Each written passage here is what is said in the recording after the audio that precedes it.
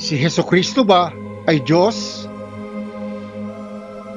Unang bahagi.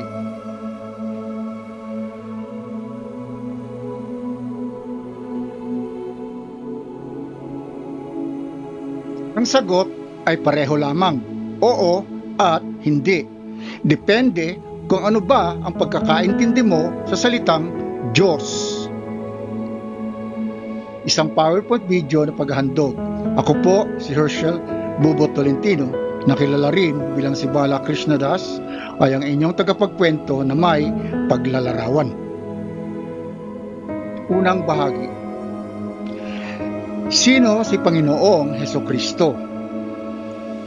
Ang mga sumusunod ay ang maraming biblikal na sipi na pinupunto ang katauhan, kinatatayuan at katungkulan ni Hesukristo. Hindi siya malabo. Sinasabi niya sa atin kung sino ba siyang talaga. Sinasabi niya na hindi siya si Aba, ang pinakakataas-taasang ama, ang dominador o ang nangingibabaw, kundi siya ay ang pinangingibabawang anak, tagapagsilbi at mangingibig ng Diyos. Sinasabi niya na hindi siya ang Diyos mismo, bagkus ang embahador, sugo o kinatawan ng Diyos. Gayunpaman, hindi ibig sabihin ito na ang kanyang kabanalan ay nabawasan. Siya ay hindi pa rin maaaring iwalay sa kategoryang Diyos. Noong si Jesus ay nabubuhay pa dito sa daigdig, siya ay naghandog ng mga panalangin at mga daing na sumisigaw ng malakas at lumuluha doon sa may kapangyarihang makapagliligtas sa kanya sa kamatayan. At siya ay dinidig dahil sa kanyang mapitagang pagsuko, Hebrews 5:7. Bagamat siya ay isang anak ng Diyos, natutunan niya ang pagsunod sa pamamagitan ng mga bagay na kanyang tiniis. Nang siya ay maging ganap, siya ay ang naging pinagmulan ng walang hanggang kaligtasan para sa lahat ng sumusunod sa kanya. Yamang siya ay itinalaga ng Diyos bilang kataas-taasang pari ayon sa kautosang Melchizedek, Hebrews 5:8-10. Ang Melchizedek ay isang titulo kaysa personang pangalan. Ang titulo ay mula sa dalawang salitang Hebreo na ang una ay Melek, na ang ibig sabihin ay hari, at ang ikalawa ay Tzedek, na ang ibig sabihin ay kabanalan. Naparito ako sa ngalan ng aking Ama at ayaw niyo akong tanggapin. Kung iba ang pumarito sa kanyang sariling pangalan, siya ay inyong tatanggapin. John 5:43. Sapagkat bumaba ako mula sa langit, hindi upang gawin ang aking sariling kalooban, kundi ang kalooban na nagsugo sa akin. John 6:38. Sapagkat ako'y hindi nagsasalita na mula sa aking sarili, kundi ang Ama na sa akin ay nagsugo, ay siyang nagbigay sa akin ng utos kung ano ang dapat kong sabihin at kung papaano ko dapat iyon salitain. At nalalaman ko na ang kanyang utos ay buhay na walang hanggan. Ang mga bagay nga na sinasalita ko ay ayon sa sinabi sa akin ng Ama. Gayon ko sinasalita. Kung ano ang sinabi sa akin, ganon ko sinasalita. John 12:49-50. Huwag niyong tawaging inyong ama ang sinumang tao sa lupa, sapagkat iisa ang inyong Ama. Sa makatuwid bagay, siya na nasa langit. Matthew 23:9.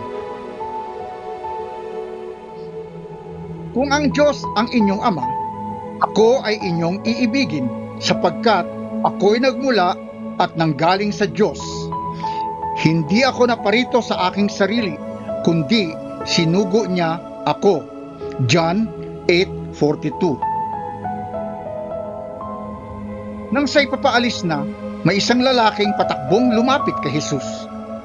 Lumuhod sa harapan niya at nagtanong, "Mabuting guro, ano po ba ang dapat kong gawin upang makamtan ang buhay na walang hanggan?"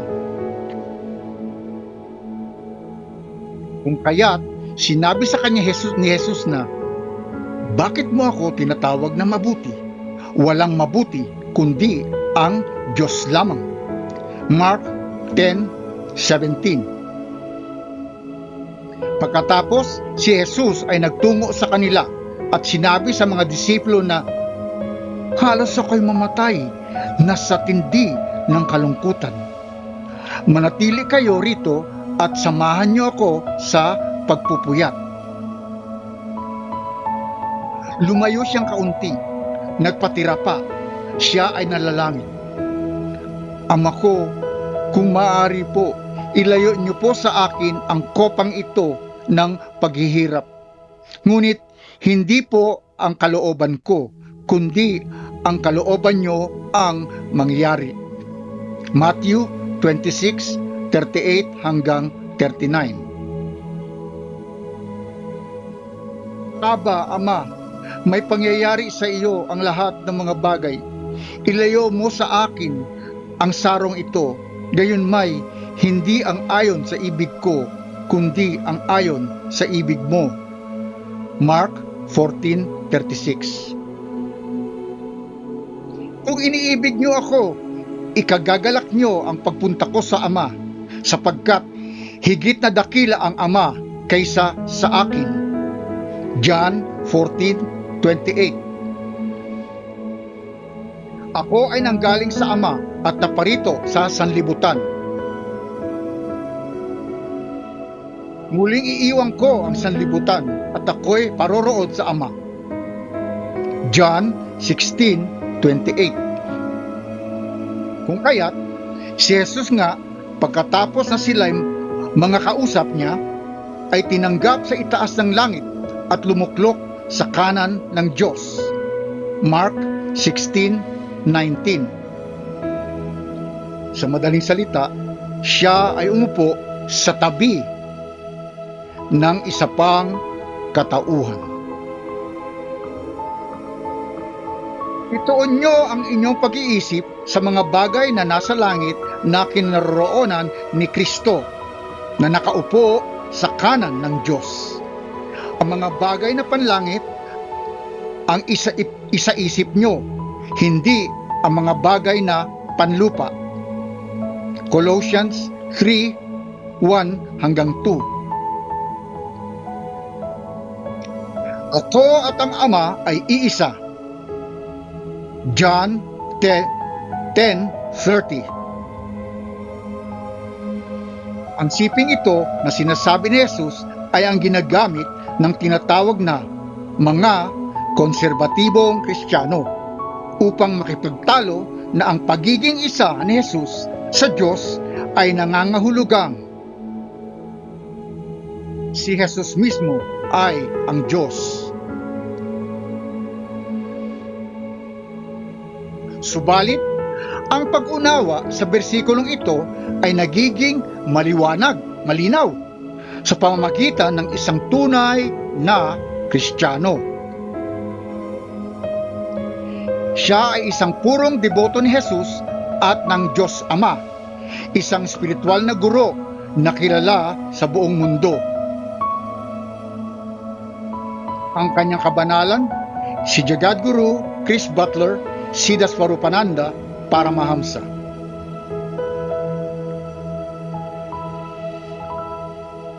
Binibigay ni Jagadguru Chris Butler itong kanyang praktikal na paliwanag nang sa ganon ay maging malinaw ang tunay na ibig sabihin ng bersikulong ito, ang John 10:30. Kung saan, pinupunto nito ang tunay na likas at matalik na kaugnayan ni Jesus sa Diyos. Ang sabi ni Chris Butler ay,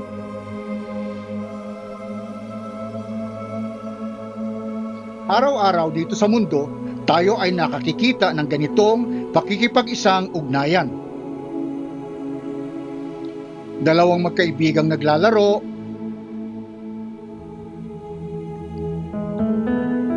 ama na niyayakap ang anak, dalawang magsigirog na magkasandal. Ang mga ito ay halimbawa ng pagiging isa. Ito ay bagamat ito ay ang pagiging isa na hindi iniitsapwera ang pag-iiral ng kahit sino pa sa kanila. 1, 2. Ito ay bagamat ang ama at anak ay niyayakap ang isa't isa sa kanilang pagiging isang iyon, ang individual na pag-iiral ng ama kahit pa ang individual na pag-iiral ng anak ay hindi nawawala. Makabuluhan itong pagiging isa sa tuntuning ama at anak na inilalarawan ni Jesus. Dahil alam naman natin na kahit pa ang ama at ang anak ay pinag-isa o nagkakaisa sa kanilang pagyayakapan at kalooban, sa pagkakaisang iyon, ang pag-iiral ng parehong katauhan ay nananatiling umiiral. Hindi sinasaad ni Jesus na siya ay para lamang isang patak ng tubig mula sa dagat na siya dati ay ang dagat o nasa dagat. Dahil ang ganitong pagiging isang patak ng tubig na kasama na ngayon sa dagat ay hindi ang likas na ugnayan na kanyang inilalarawan. Jagadguru Chris Butler.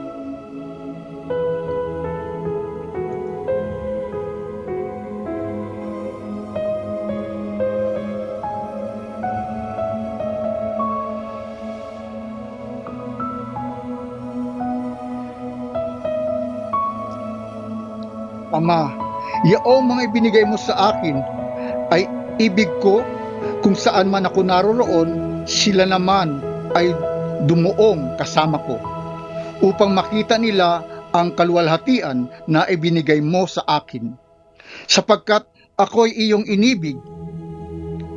Bago pa nalikha ang sanlibutan. John 17:24. At ngayon, Ama, luwalhatiin mo po ako kasama ng inyong sarili. Ang kaluwalhatiang aking tinamo sa inyo bago pa lamang ang sanlibutan ay naging gayon. John 17:5. Datapwat upang malaman ng sanlibutan na ako'y umiibig sa Ama, at ayon sa kautosang ibinigay sa akin ng Ama, ay gayon din ang aking ginagawa. John 14:31. Ang lahat ng mga bagay ay ibinigay sa akin ng aking Ama, at walang nakakakilala sa anak kundi ang Ama. Sino may hindi nakakakilala sa Ama kundi ang anak, at yaong ibiging pagpapahayagan ng anak. Matthew 11:27. Kapayapaan ang sumainyo. Kung paanong pagkasugo sa akin ng Ama, ay gayon din naman sinusugo ko kayo. John 29:21. Ang aking doktrina ay hindi akin, kundi doon sa nagsugo sa akin. Kung ang sino mang tao ay nag-iibig gumawa ng kanyang kalooban, ay makikilala niya na ang turo, kung ito'y sa Diyos o kung ako'y nagsasalita na mula sa aking sarili lamang. John 7:16-17. Ko ay pinabanal at sinugo ng aking Ama. Paano niyo sasabihin ngayon na ako ay lapastangan dahil sinabi kong ko ay anak ng Diyos? Sakaling hindi ko ginagawa ang gawain ng aking Ama, huwag kayong maniwala sa akin. Pero kapag iyon ay aking ginagawa, kahit kayo ay hindi maniwala sa akin, maniwala kayo sa aking mga gawa, upang inyong malaman at kayo'y maniwala na ako ay nasa Ama at ang Ama ay nasa akin. John 10:36 hanggang 38. Nang tanungin ni Jesus ang kanyang mga disipulo kung sino siya, si Simon Pedro ay sumagot at sinabing, "Ikaw ay ang Kristo, anak ng buhay na Diyos." Matthew 16:16. Ang mga bagay na ito ay sinabi ko sa inyo sa wikang matalinghaga. Subalit darating ang oras na hindi na ako magsasalita sa inyo ng wikang matalinghaga, bagkus malinaw ko nang sasabihin ang tungkol sa Diyos Ama. John 16:25. Mahalin ang inyong Panginoong Diyos ng buong puso, ng buong isip, at ng iyong buong pagkatao. Ito ay ang pinakauna at ang pinakadakilang utos. Matthew 22:37 hanggang 38. Siya nawa, ito ay malinaw na para sa lahat.